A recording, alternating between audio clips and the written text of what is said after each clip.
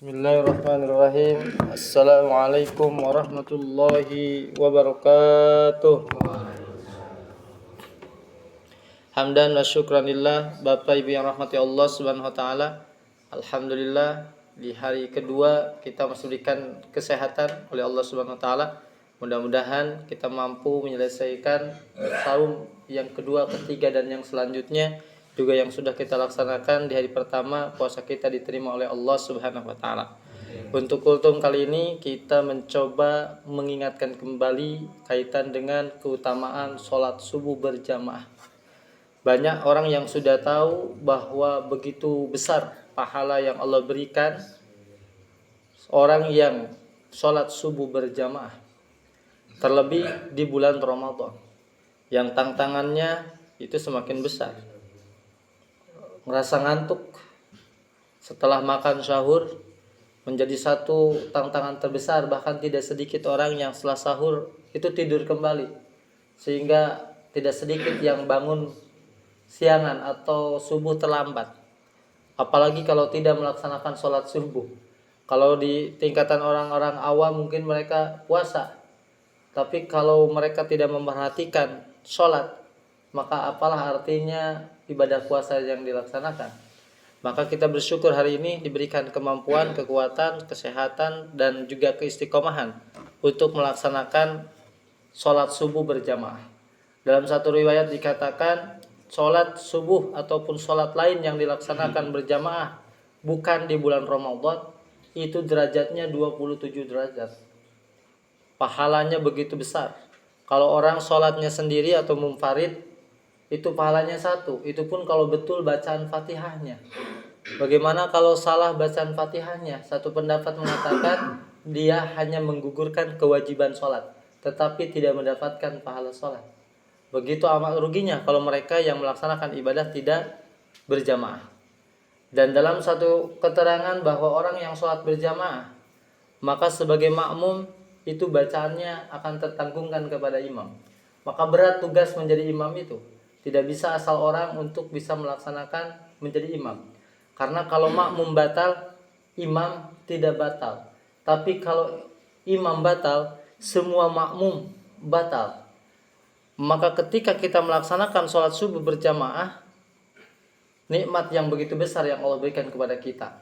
Terlebih kita melaksanakan sholat sunnah 2 rakaat qabla subuh. Yang dikatakan dalam satu riwayat itu lebih baik dibanding dengan dunia dan beserta isinya. Tetapi itu tidak terlihat secara kasat mata, abstrak. Banyak orang yang ingin sesuatu hal yang hebat, sesuatu hal yang besar, sesuatu hal yang bernilai yang hanya diukur secara materi, kasat mata. Padahal Allah sudah menyebutkan melalui sabda Rasulnya bahwa orang yang sholat sunnah 2 rakaat sebelum subuh itu lebih baik dibandingkan dengan segala isinya di dunia ini. Kalau kita ingin mobil di dunia, maka 2 rakaat itu jauh lebih baik daripada mobil sebetulnya. Kalau kita ingin rumah bertingkat, uang yang banyak, sesungguhnya 2 rakaat subuh itu jauh masih lebih baik. Hanya ukurannya bukan dengan zahir, tetapi dengan satu keyakinan bahwa dunia ini serta isinya tidak ada apa-apanya kecuali mereka yang memiliki keimanan dan mereka diberikan taufik untuk melaksanakan satu ketaatan. Karena ternyata betul mobil banyak tidak bisa membantu menolong tatkala Allah berikan kita sakit. Rumah yang besar bertingkat tatkala kita sakit, bahkan tidak sedikit orang meninggalkan rumahnya, pindah ke rumah sakit. Uang yang banyak itu pun dengan mudahnya dikeluarkan demi untuk bertukar atau menukar dengan kesehatan. Maka nikmat sehat tatkala kita melaksanakan sholat subuh berjamaah, melaksanakan sholat sunnah qabla subuh, itu menjadi satu nikmat terbesar apabila kita memahami dan kita menyadari. Padahal subuh ini menjadi tolok ukur keberhasilan, menjadi tolok ukur kesiapan seseorang untuk mengisi aktivitas pada hari ini yang Allah berikan. Kalau subuhnya baik, kalau persiapannya baik, pasti dalam hal melaksanakan apapun aktivitasnya, pekerjaannya, apapun itu, maka akan mendapatkan hasil yang baik. Tapi kalau subuhnya saja tidak termanage, subuhnya saja tidak bisa terkendalikan, subuhnya saja tidak bisa disiapkan, maka jangan harap pekerjaan-pekerjaan yang lain akan bisa lebih baik. Bahkan di budaya barat atau di Jepang sendiri, negara berkembang, mereka tidak ada yang bangun kecuali mereka itu sudah bangun pagi. Bahkan ada sekolah 00, jadi jam 5 itu sudah sekolah. Di kita Indonesia pas Ramadan jadi jam 8 sekolah teh. Tetapi di Jepang di sana pagi, sehingga secara kualitas daya nalar fikir ternyata lebih fresh orang yang bangun pagi.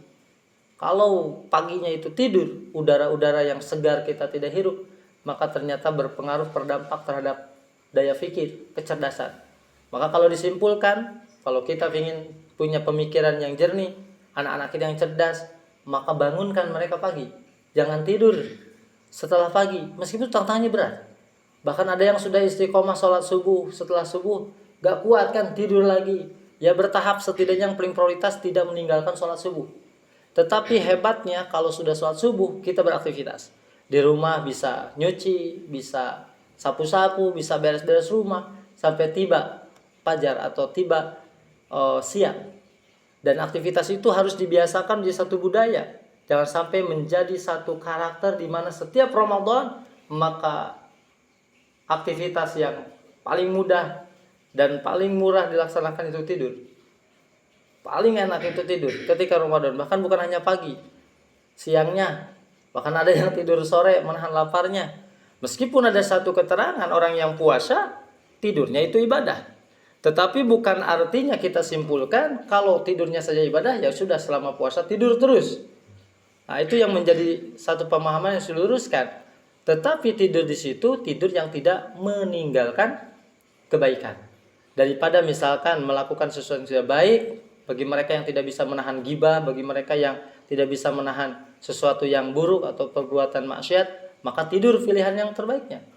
Tetapi kalau masih bisa melakukan yang terbaik, maka prioritaskan bukan tidur, tetapi melakukan amal-amal yang terbaik.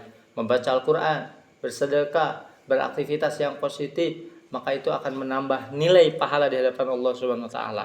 Bapak Ibu rahimakumullah, maka mudah-mudahan kita bismillah istiqomah setiap pagi berjamaah, setiap subuh berjamaah. Semoga Allah memberikan kesehatan dan bisa melaksanakan ibadah puasa dengan penuh kekhusyuan, kenikmatan. Karena beda kalau orang yang khusyuk, orang yang nikmat dalam ibadah, maka waktu tidak akan terasa. Tetapi bagi mereka yang tidak khusyuk, tidak nikmat ibadah, jangankan 1 hari, menunggu zuhur aja begitu lama, atau menunggu 1 jam saja akan terasa lama. Tapi kalau kita menikmati, mensyukuri jamuan Ramadan ini, maka akan tidak terasa. Sudah 1 hari kita lewatkan, besok sudah 2 hari, dan berkelanjutannya. Mudah-mudahan nikmat iman Islam yang Allah anugerahkan kepada kita mampu diimplementasikan dalam hal istiqomah melaksanakan ibadah, khususnya sholat subuh berjamaah. Husini wa iyyakum bitaqwallah. Wassalamualaikum warahmatullahi wabarakatuh.